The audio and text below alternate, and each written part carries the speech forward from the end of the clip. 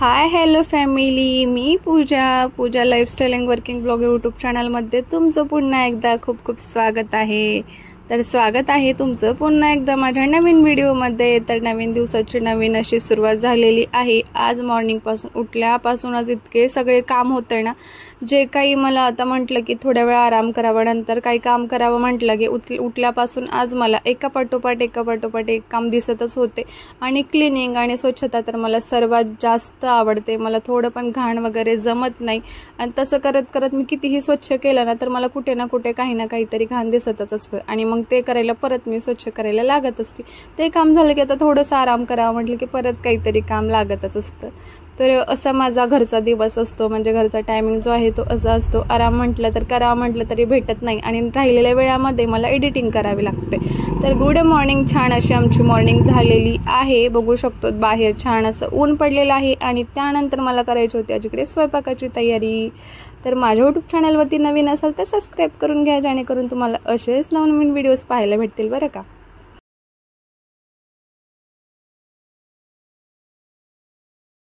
तर आजचा जो दिवस होता ना तो घरीच घालवायचा होता, म्हणजेच घरी घालवायचं म्हणजे सुट्टी घ्यायचं वगैरे नाहीये बरं का। आपल्या वर्कला सुट्टी घेतली म्हणजे काय झालं, घरचं तर वर्क म्हणजे घरचं तर काम करावंच लागेल ना।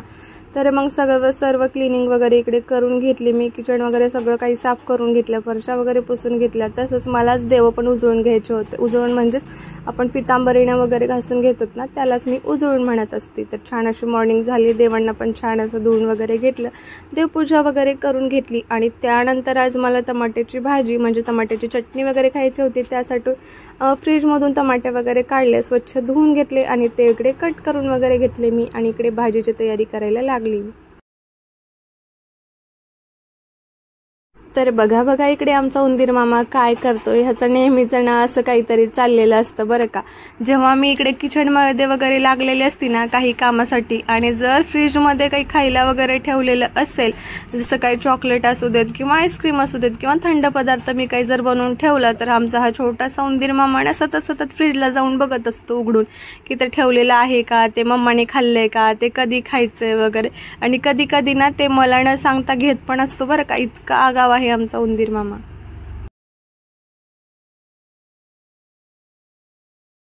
तर आई म्हटलं की नेहमी ना मुलाच्या मागे धावावंच लागतं, ते शेवटपर्यंत म्हटलं तरी चालेल। आणि रातच्या मागे ना मला सतत लक्ष ठेवावं लागतो। कधी कधी शांत बसला ना, म्हणजे हाच नाही, कधीही कुठली मुलं शांत बसले ना की मम्मी जास्त घाबरत असते बरं का, कारण जेवढे शांत असतात ना तेवढाच त्यांचं काहीतरी मोठा आगाऊपणा असतो। हा माझा मोठा अनुभव आहे। जर तुमचा असेल आणि तुमचेही मुलं असंच करत असतील ना, जितके शांत बसले तितकेच काहीतरी त्यांनी मोठा कारनामा करून ठेवलेला आहे, तर मला कमेंटमध्ये नक्की सांगा। तर अशाच गप्पा गोष्टी नेहमी चालतच असतात। तर आपण छान अशी रेसिपीज म्हणजे टमाट्याची भाजी ते तुम्हाला दाखवणार आहोत, त्यामुळे व्हिडिओ स्किप न करता व्हिडिओ शेवटपर्यंत बघा। आणि हो, अशा पद्धतीने तुम्हीही नक्की ट्राय करा। नॉर्मली आपण चपातीसोबत ते खाऊ शकतो, किंवा साधा राईस वगैरे बनवतो ना आपण, जिरा राईस किंवा साधा राईस वगैरे, त्याच्यासोबत पण हे भाजी एकदा नक्की ट्राय करा। आणि हो, कशी बनते ते पण कमेंटमध्ये सांगायला विसरू नका बरं का। तर जास्त वेळ न घालवता आता आपण इकडे ठेवलेली आहे कढई, स्टीलची आहे माझ्याकडे, तुमच्याकडे लोखंडी वगैरे अशी काय असेल किंवा पातेलं असेल तेही तुम्ही ठेवू शकतो। तर त्यामध्ये मी कढई ठेवली, आणि तेल छान असं गरम झाल्यानंतर जिरा मोहरी एकत्र ॲड केलेलं आहे। ते झाल्यानंतर इकडे मी लसण आणि कांदा वगैरे सगळं काही त्याच्यामध्ये ॲड केलेलं आहे, आणि त्यानंतर पुन्हा मी त्याच्यामध्ये कोथिंबीर थोडीशी ॲड केली, आणि कढीपत्ता छान असा आता तेलामध्ये फ्राय करून घेऊयात त्याला। तर बघा इकडे मी म्हटलंच होतं, इकडे मी भाजीची तयारी करते ना तोपर्यंत याला सापडला सोनपापडीचा डब्बा, आणि बसला हा घेऊन। तर एक सोनपापडी तोंडामध्ये न घालता दोन सोनपापडीना त्यानं एकत्र तोंडामध्ये घातल्या। मग मी त्याला विचारलं तसं का खाल्ला, तर त्याला सांगताही येत नव्हतं, इतकं त्याचं तोंड पॅक झालेलं होतं। तर असं छान असं आपलं तेल वगैरे इकडे गरम झालं, आपण कांदा वगैरे हे सगळं याच्यामध्ये ॲड करून घेतलेलं। आणि आता मला हे जास्त काही तिखट करायची नव्हती, मला भाज्या हा झणझणीत आणि तिखटच आवडत असतात। फक्त मला ना मसाला जास्त आवडत नाही आणि ऑइल जास्त आवडत नाही भाजीमध्ये, तर तशाच पद्धतीने मी ही भाजी करते, पण थोडीशी सप्पक करणार आहे, कारण हे राजला पण खायचं आहे ना। तर मिरची ॲड केल्यानंतर त्यामध्ये मी ॲड केलं हळद, थोडंसं काळं तिखट, नॉर्मली थोडासा एक मसाला, गरम मसाला ॲड करू शकतो, किंवा अंबारी मसाला वगैरे जे काही आहे ना तुमच्याकडे ते पण ॲड करू शकतो। तर इकडे गॅसना मी मीडियमच ठेवलाय बरं का, जेणेकरून हे करपलं वगैरे जाऊ नये म्हणून. आणि हे आमची कारनामे करतात ना उंदीर मामा, त्यांच्याकडे पण आम्हाला लक्ष ठेवावं लागतं त्यासाठी.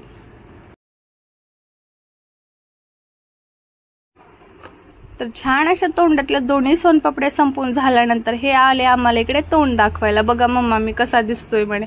मी म्हटलं छान दिसतोय म्हटलं, दात तर राहिलेच नाही आहेत तोंडामध्ये. चॉकलेट, आईस्क्रीम आणि हे सगळे गोड पदार्थ खाऊन. तर त्याच्यासोबत गप्पा मारत मारत तिकडे छान असं कांदा वगैरे परतून झाला, म्हणजे लालसर कांद्याला वगैरे कलर आला. आणि त्यामध्ये हे जे टोमॅटो आहेत ना, यातला मी स्वच्छ धुवून वगैरे आला ना, वरती जेव्हा कट करायचे होते ना तेव्हाच मी टोमॅटो स्वच्छ धुवून घेतलेले आहेत. नंतर मी टोमॅटो धुवून घेत नाहीत. ते जास्त गोड असू दे चवीला किंवा आंबट वगैरे हे काही असू देत, मी टोमॅटो चिरल्यानंतर कधीच धुवून घेत नाही. वरती मी त्याला अगोदर स्वच्छ धुवून बारीक कट करून घेतलेलं होतं. हो, जर कट करते वेळेस जर त्याचं पाणी जास्त प्रमाणामध्ये निघालं ना तर मी ते थोडंसं फेकून देत असते, पण धुवून कधीच घेत नाही चिरल्यानंतर. तर अशा पद्धतीने मी तर चिरलेले सगळे टोमॅटो त्यामध्ये ॲड केलेले आहेत. पाणी मी टाकून दिलं बाजूला आणि त्याला एक 5 मिनिटं मी छान असं त्या तेलामध्ये वगैरे मसाल्यामध्ये मिक्स करून घेतलं. त्यामध्ये टाकलं मी शेंगाचं कूट थोडंसं आणि त्यामध्ये मी गरम पाणी ॲड केलेलं आहे. जर पाणी नसेल टाकायचं तर तुम्ही तेही नाही टाकलं तरी चालेल. एकदम सुकी अशी टोमॅटोची चटणी इथे तयार होतं. पण ना इथे मला राईससोबत आणि चपातीसोबत दोन्हीसोबत खायची होती ही भाजी, त्याच्यामुळे ना अशा पद्धतीने मी ही भाजी बनवली. तर प्रॉपरली जर टमाट्याची चटणी तुम्हाला पाहायची असेल तर मी नेक्स्ट व्हिडिओमध्ये नक्की दाखवेल. हे टोमॅटोची चटणी प्लस भाजीही म्हणता येईल याला, अशा पद्धतीने हे बनवलेली आहे मी. तर थोडंसं मी गरम पाणी यामध्ये ॲड केलं आणि वरतून मी थोडीशी कोथिंबीर टाकली. हवं तर तुम्ही याच्यामध्ये ना चवीपुरतं थोडंसं एक मीठ टाकतोत ना आपण, तेवढं तुम्ही याच्यामध्ये साखर ॲड करू शकतो. त्याच्यामुळे एक वेगळीच चव आपल्या भाजीला येते. तर रातच्याना मला नेहमी गाला वगैरे वडायला खूप आवडतात, पण वरची त्याच्या गालाना मध्येच चाललेलं आहे. जशी हाईट वाढत आहे ना तशी त्याची तब्येत खराबच होती असं मला वाटत आहे. पण कधी गाला ओढते वेळेस मी चिमटी घेऊन वगैरे नाही ओढत, असं पूर्ण धरून ओढत असते. पण तरी तो रडत नाही आणि कधी कधी तो रडेल म्हणून मी त्याला लवकर सोडून देत असते. मम्माचा तक्का आला. बघा किती नाटकी करत असतो. इतकं सगळं एन्जॉय केलं, सगळं काही खाऊन माझ्याकडे आला आणि इथे म्हणतोय आता मला मम्माचा तक्कार आला म्हणे. याला ना खूप दूर ना जंगलामध्ये नेऊन सोडायचंय बरं का. खूप आगावपणा करायला लागलाय राज. तर छान अशी इकडे माझी भाजी रेडी करून झाली आणि मी इकडे लावलेला कुकरला साधा राईस. ते झाल्यानंतर माझी इकडे भाजी तर शिजतच होती, कुकर पण झालं माझं तोपर्यंत. आणि आता इकडे छान असे उडदाचे पापड, मस्त असे कॉम्बिनेशन झालं मला ना. हे साधा राईस, टोमॅटोची चटणी म्हणजेच भाजी आणि हे पापड वगैरे ना ह्याच्यासोबत किंवा नॉर्मली ककडी गाजर तेही म्हटलं तरी चालेल. पण जास्त प्रमाणामध्ये मला पापड वगैरे ते म्हणजे साधं तांदळाचं असू देत किंवा याचं उडदाचं वगैरे मला खूप आवडतं. तर मी तांदळाचं नाही पण इकडे उडदाचे पापड छान असे तळून घेतलेले आहेत. राजला पण हे असेच खायला खूप आवडतात किंवा त्याच्यासोबतही त्यानिमित्ताने जास्त जेवण वगैरे राज करेल असं माझं काहीतरी चालू असतं आणि त्याच्यासोबत माझी आवड जपली जाते. तर इकडे मला जास्त काही पापड तळून घ्यायचं नव्हतं. जास्त म्हटल्यापेक्षा 2-3 तळून घ्यावे म्हटलं, पण परत म्हटलं आणखीन एक तळावं असं माझं चाललेलंच होतं. तर इथे उडदाचे 4 ते 5 पापड मी तळून घेतलेले आहेत. तर आता तुम्ही म्हणत असाल उडदाचं पापड आहे, तेल गरम आहे, प्लस ती म्हणजे गरम तव्यामध्ये वगैरे तळत आहे आणि हाताने का हे पापड वगैरे उचलून घेत आहे. तर असंच कसं काहीतरी सांगायचं आहे मला तुम्हाला.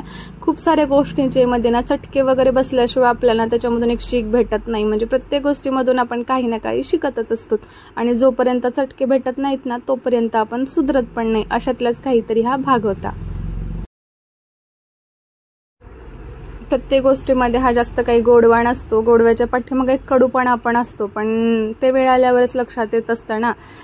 तसेच काहीतरी असे चटके असतात, जोपर्यंत जवळ जात नाही त्या तेलाच्या तोपर्यंत आपल्याला काही चटका बसत नाही आणि आपल्याला काही समजत नाही. हे पापड आणि तेल असं बघायला तर चांगलं वाटतं आणि पापड हे खायला पण छान वाटतं, पण जेव्हा त्याच गरम तेलाचा चटका आपल्याला बसत असतो ना, तसेच एका व्यक्तीच्या किंवा एका ह्याच्या जास्त जवळ गेलोत ना आपण, तसंच आपल्याला त्याचा अनुभव येत असतो. तर असो अशाच काहीतरी गोष्टी असतात. तर छान अशी आमची इकडे टमाट्याची भाजी, साधा राईस आम्ही इकडे एन्जॉय करतो. या तुम्ही पण एन्जॉय करायला. भेटू पुन्हा नवीन व्हिडिओमध्ये.